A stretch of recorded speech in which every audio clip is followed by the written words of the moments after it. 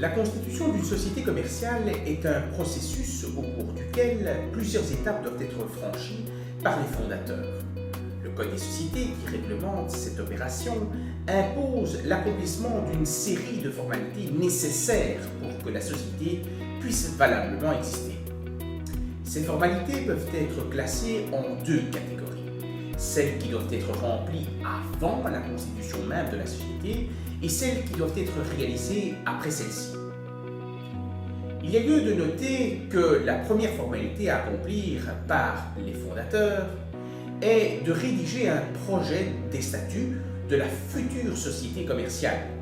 Les statuts d'une société reprennent les règles de son fonctionnement interne ainsi que la manière dont elle va interagir avec les tiers. Ils doivent contenir une liste d'informations relatives à la société. Il s'agit notamment de sa dénomination, de l'emplacement de son siège social, de l'objet de la société, du montant du capital social qui a été souscrit ou encore de la forme de la société commerciale. Nous reviendrons d'ailleurs plus en détail sur ce dernier point. Il y a lieu de noter qu'une autre formalité importante est l'établissement d'un plan financier.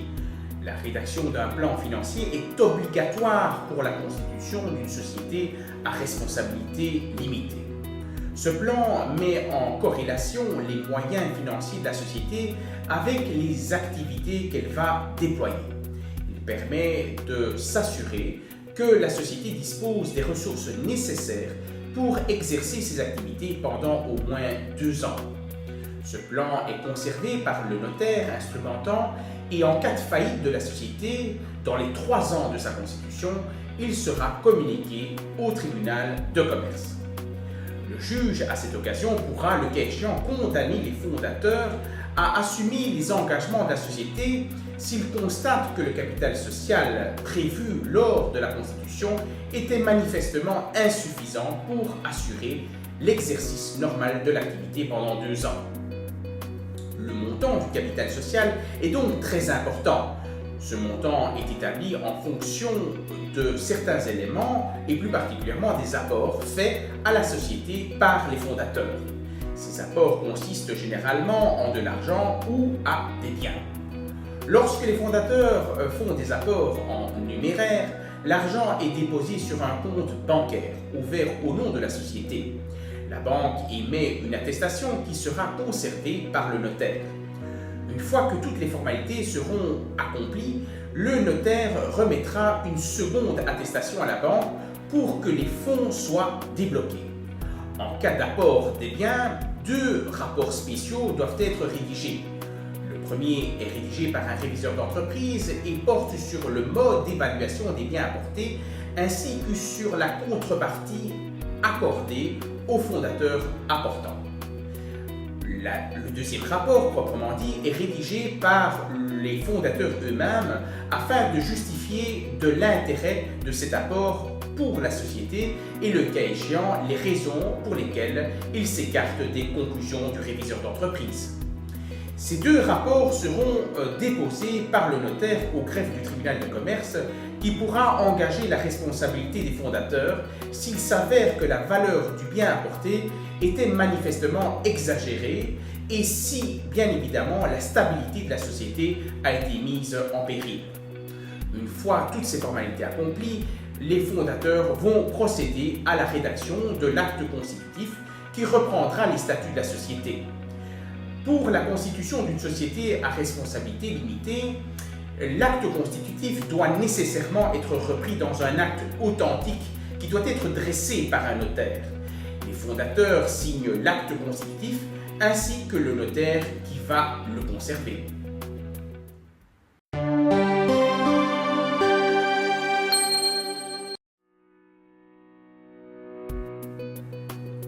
Comme tout acte dressé par un notaire, l'acte constitutif d'une société doit être soumis à l'enregistrement auprès du bureau d'enregistrement du lieu où se situe le siège social de la société. Après cela, le notaire doit déposer un extrait de l'acte constitutif au greffe du tribunal de commerce.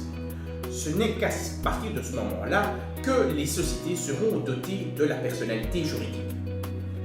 Pour que la société commerciale soit opposable au tiers, le notaire doit faire publier un extrait de l'acte constitutif aux annexes du moniteur belge. Cet extrait reprend les statuts de la société. Sans cette publication, la société ne sera pas opposable aux tiers, qui pourront agir sur le patrimoine personnel des fondateurs. Lorsqu'une société exerce des activités commerciales, il faut qu'elle soit inscrite auprès de la Banque Carrefour des entreprises. Généralement, c'est le notaire instrumentant qui va transmettre une copie de l'acte constitutif à un guichet d'entreprise. Une fois inscrite, la société se voit attribuer un numéro d'identification. Avec ce numéro d'identification, la société peut également demander une immatriculation à l'administration de la TVA. Cette immatriculation est obligatoire pour les sociétés dont l'activité consiste à effectuer des livraisons de biens ou des prestations de services de façon habituelle et indépendante.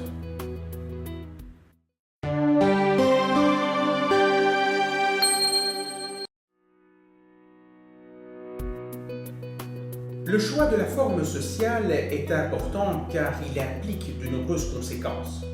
Le régime juridique de la société est principalement déterminé par la forme que lui donnent les fondateurs. On distingue les formes de société selon qu'elles procurent la personnalité juridique ou non. Les sociétés dépourvues de la personnalité juridique sont les sociétés de droit commun, les sociétés instantanées et les sociétés internes. Il y a lieu de noter également que ces formes sont rarement choisies par les fondateurs car elles ne permettent pas de doter la société d'un réel patrimoine propre. Les sociétés dotées de la personnalité juridique sont beaucoup plus répandues. Il s'agit principalement des sociétés privées à responsabilité limitée, des sociétés coopératives à responsabilité limitée et des sociétés anonymes ainsi que les sociétés en commandite par action. La société privée à responsabilité limitée, connue sous le nom de SPRL, est la forme qui est généralement choisie pour constituer une société familiale. En effet, les parts sociales peuvent être cédées, mais uniquement dans le respect de certaines conditions qui sont prévues par le Code des sociétés. D'ailleurs, les associés peuvent prévoir dans les statuts des conditions de cession encore plus strictes.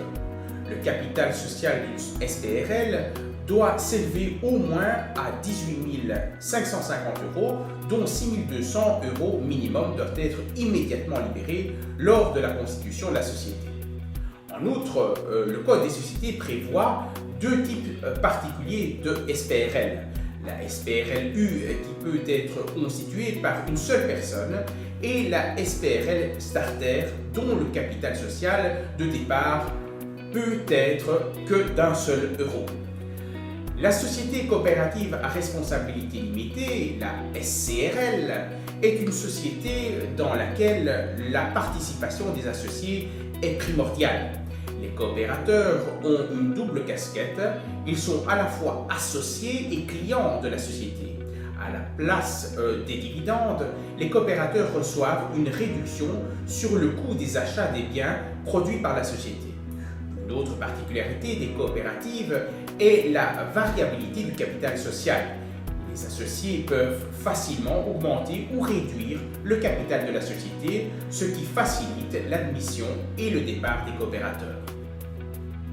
Les sociétés anonymes, SA, quant à elles, sont des sociétés de capitaux, généralement de grande taille. Contrairement aux SPRL, les apports des actionnaires sont plus importants que leurs identités. Cela se traduit par la libre cessibilité des titres émis par la société. Le capital social s'élève à 61 500 € minimum et doit être libéré à hauteur de ce montant. Ce capital peut être constitué soit de manière privée, comme dans le cas d'une SPRL, soit par l'appel de l'épargne publique. Dans ce dernier cas, des souscripteurs sur des marchés réglementés sont organisés pour rassembler les fonds nécessaires.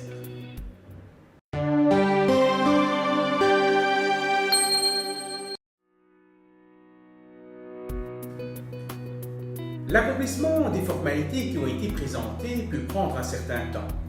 Or, il peut être utile à la société en formation que les fondateurs posent certains actes pour lancer l'activité. Il peut s'agir de l'achat de matériel ou de la conclusion de contrats avec des partenaires commerciaux. Pour répondre à ces besoins et protéger les fondateurs, le Code des sociétés prévoit un régime spécifique pour les sociétés en formation. Concrètement, le Code prévoit que ceux qui se sont engagés au nom d'une société qui n'a pas encore la personnalité juridique sont personnellement et solidairement responsables de ces engagements.